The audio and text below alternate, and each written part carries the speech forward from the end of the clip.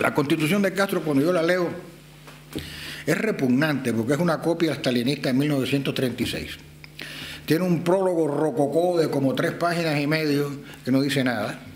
Y después, en vez de hablar de derechos, habla de cosas como si existieran. Los ciudadanos tienen derecho a disfrutar de las prestaciones, a utilizar las playas, a hacer esto, a hacer lo otro. Tienen derecho a la libertad de prensa utilizando los medios a su disposición, que son los medios que el Estado les da a quien le parece. En fin, es un desastre. Y luego tiene un artículo que es el 62, que ustedes conocen, que dice que cualquier actividad en contra del sistema socialista, pues es una violación de la Constitución, es punible. Y el ciudadano tiene el derecho a empuñar las armas para castigar a ese individuo. De modo que es un desastre. Hasta modificaron la poca posibilidad que había de reforma con un remache constitucional que dice que no puede haber ninguna reforma si es para cambiar el sistema socialista. Un análisis de eso comparado con lo que había en la 1901 y la 1940 los lleva a ustedes a darse cuenta del cambio tremendo que ha habido en las leyes en Cuba. Es una cosa abrumadora. Por ejemplo, ustedes no saben que en Cuba había recursos de inconstitucionalidad desde 1903. Eso fue una cosa buena que importamos nosotros de nuestro exilio durante la Guerra de Independencia en Estados Unidos y lo copiamos de los americanos. Fue probablemente el segundo país del mundo que lo tuvo. Tuvimos también una regulación de habeas corpus drástica desde 1902, que también lo importamos a Estados Unidos. Un día en Madrid, en una librería de viejos, me encuentro un recurso de inconstitucionalidad escrito por Alfredo Zayas, que fue presidente de Cuba. Creo que estaba datado en 1904, extremadamente bien redactado ante el Tribunal Supremo, que era el que conocía el recurso de inconstitucionalidad. Por fin, para acabar con mi intervención, y quiero dejar esto abierto que ustedes me hagan preguntas porque ha sido demasiado largo, voy a decirles que toco también el tema de la banca y la moneda. Llegué a la conclusión de que todas estas cuestiones que podemos hacer para crear una sociedad, si tenemos una inflación galopante, todo esto se va al diablo. Y una inflación galopante es muy fácil crearla en Cuba porque la moneda no vale nada. En Cuba hay un exceso de circulante, pero no hay una inflación tan clara porque el gobierno tiene todo controlado con la famosa cartilla de racionamiento que, como ustedes saben, no vale para nada. Pero cuando un aguacate vale 5 días de trabajo, o un par de zapatos vale 3 meses de trabajo, pues es obvio en el mercado supuestamente paralelo que hay una inflación brutal.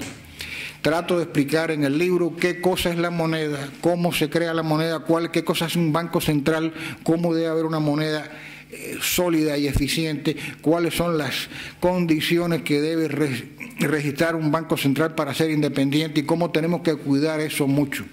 Y eso va con exigirle al gobierno responsabilidad en los presupuestos. La Constitución del 40 tuvo un gran acierto en eso.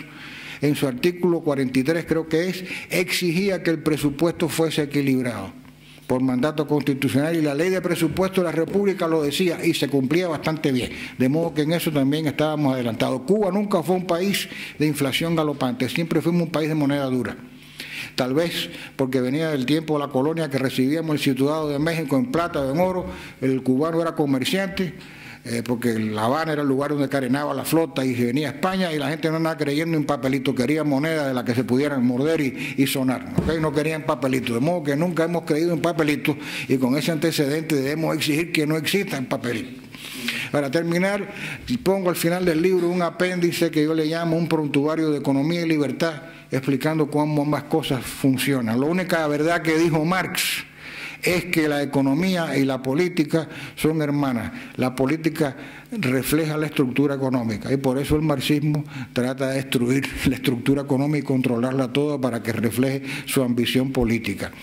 Y en fin, tengo otro apéndice también donde, como les dije, hablo de una posibilidad de la reforma urbana, cómo se puede hacer, dando algunas ideas, hablo de la privatización y hablo también del escandaloso fenómeno de la contratación de los inversionistas extranjeros con el gobierno de Cuba para explotar a los trabajadores cubanos y pagarles salarios de hambre mientras los salarios internacionales son mayores. Yo tengo una tesis ahí peregrina de que esos contratos son nulos por causa ilícita No creo que es tan peregrina, porque en realidad la causa ilícita consiste en que hay un intento de defraudar a un tercero que es el trabajador.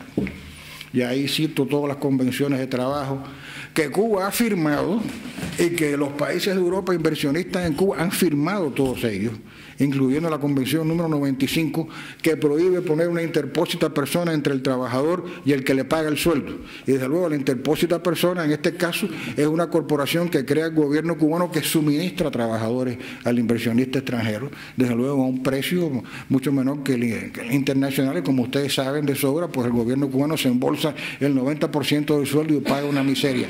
Eso es otro escándalo que lleva décadas funcionando.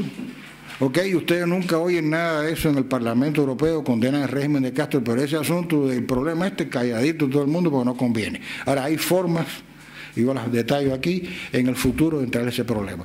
Y con esto termino porque creo que ya me voy a tomar 4 vasos de agua porque ya no doy para más. Muchas gracias.